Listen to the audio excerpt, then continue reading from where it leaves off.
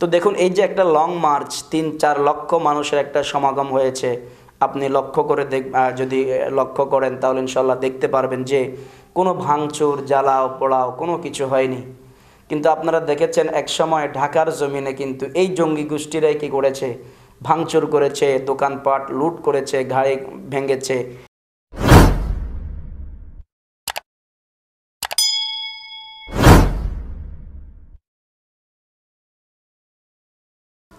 তো আমি মনে করি এদের মধ্যে এবং ইসকন জঙ্গি যারা, তাদের মধ্যে কোনো পার্থক্য নাই। কোর্ট বিল্ডিং চট্টগ্রামের সেই একজন আইনজীবী সাইফুল ইসলাম আলিফকে তারা শহীদ করে দিয়ে চকবাজার অলিখা জামা মসজিদ তারা ভাঙচুর করেছে। তাহলে এটা কার কাজ? এটা বিধর্মীদের হতে পারে, তারা আমাদের ধর্মে আঘাত করেছে। কিন্তু মুসলিম হয়ে, মুসলিম নামধারী, আপনার টুপি দাড়ি জুব্বা পরিহিত অবস্থায় আরেকটা ধর্মে আপনার আরেকটা এই মসজিদে মাদ্রাসায় আঘাত করা, এটা তো ইসলামের শিক্ষা হতে পারে না। এদের আক্ষেপটা কোথায়?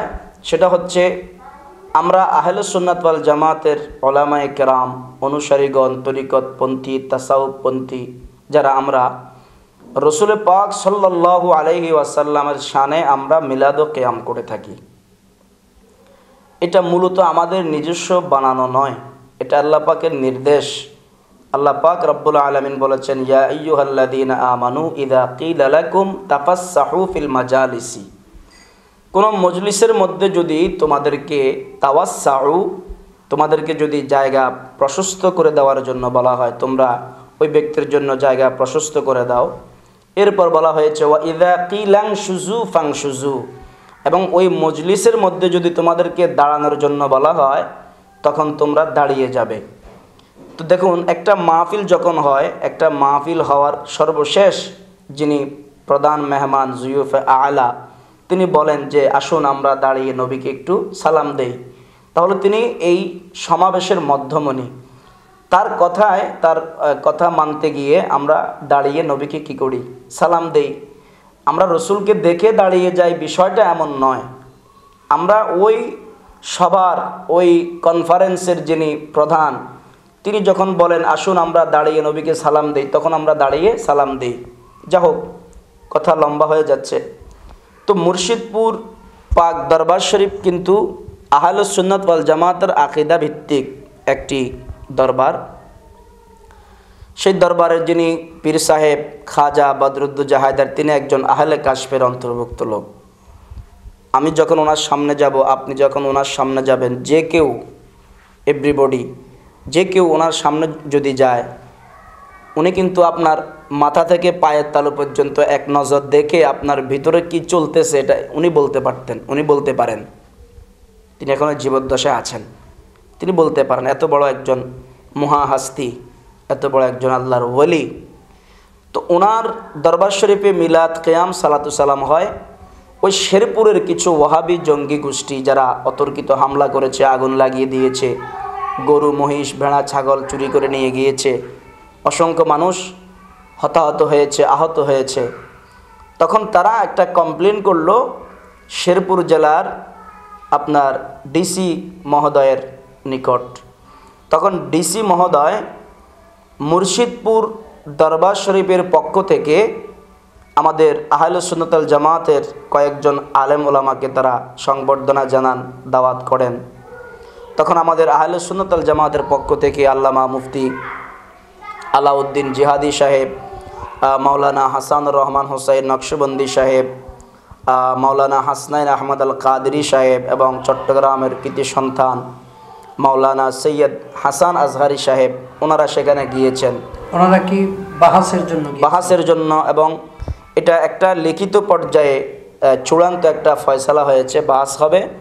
কওমিদের পক্ষ থেকে 11 জনের একটা তালিকা ডিসি মহোদয়ের নিকট পেশ করা হয়েছিল, এবং আমাদের সুন্নি জামাতের পক্ষ থেকে মাত্র 4 জন, আল্লামা আলাউদ্দিন জিহাদি, আল্লামা হাসনাইন আহমদ আল কাদরি, আল্লামা হাসানুর রহমান হোসাইন নকশবন্দি এবং মাওলানা সৈয়দ হাসান আজহারি, শুধু 4 জন আলেম গিয়েছে।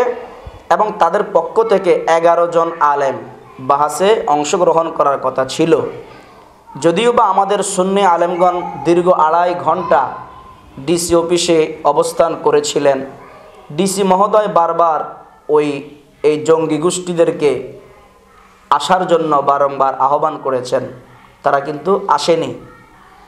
তো তারা আসেনি, সেটা তাদের অপারগতা, তাদের ব্যর্থতা। এখানে তো আমাদের কোনো দোষ নেই।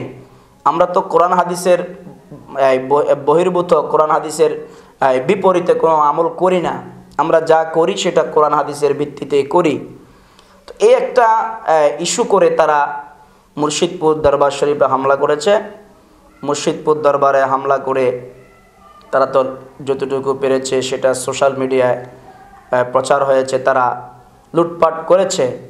লুটপাট করার পরের দিন তারা আবারও গিয়ে 2বার হামলা করে তারা আবারও গিয়ে তারা তকমা লাগালো যে এটা বেদাতি একটা দরবার, শিরকি দরবার, এই দরবার রাখা যাবে না, গুড়িয়ে দাও, ভেঙে ফেলো।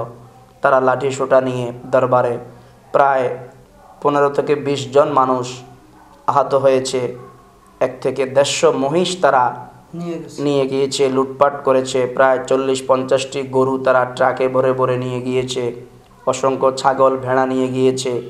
মসজিদের মিম্বরটা পর্যন্ত তারা খুলে নিয়ে গিয়েছে।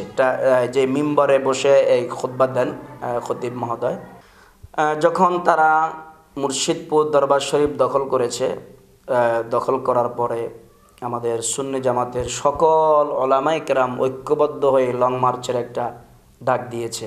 শুক্রবার সকাল 10টার দিকে আমাদের মার্দে মুজাহিদ আল্লামা মুফতি আলাউদ্দিন জিহাদি মাদ্দাজিল্লুহুল আলী, হাসান রহমান হুসাইন নকশবন্দি, আল্লামা গোলাম রব্বানী কাশিমি, এভাবে অসংখ্য ওলামায়ে কেরামগণ গিয়েছেন। ময়মনসিংহ, জামালপুর এবং শম্ভুগঞ্জ 3টে স্থানে মিলে প্রায় আমাদের কাছে একটা অথেন্টিক সোর্সে একটা খবর এসেছে যে প্রায় 3 থেকে 4 লক্ষ মানুষের সমাগম হয়েছে শেরপুর, জামালপুর, আপনার শম্ভুগঞ্জ 3টা জায়গায় মিলে।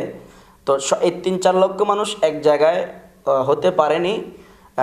সেনাবাহিনী, পুলিশ প্রশাসন তারা বলেছে যে যেহেতু আপনারা মাজলুম, আপনাদের উপরে জুলুম করা হয়েছে, তো আমরা আপনাদেরকে ওয়াদা দিচ্ছি, আমরা ওয়াদাবদ্ধ, আপনাদের মুর্শিদপুর যে দরবার শরীফ সেটা আপনাদের দখলে আমরা এনে দিব ইনশাল্লাহ।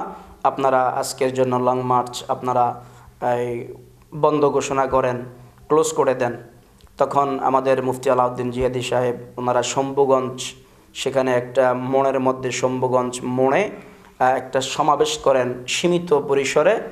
সেখানে সুন্নি সকল ঘরানার আলেম ওলামা ছিলেন, ছাত্র ছিলেন, মাস্টার টিচার সবাই ছিলেন সেখানে। তো দেখুন, এই যে একটা লং মার্চ, 3-4 লক্ষ মানুষের একটা সমাগম হয়েছে।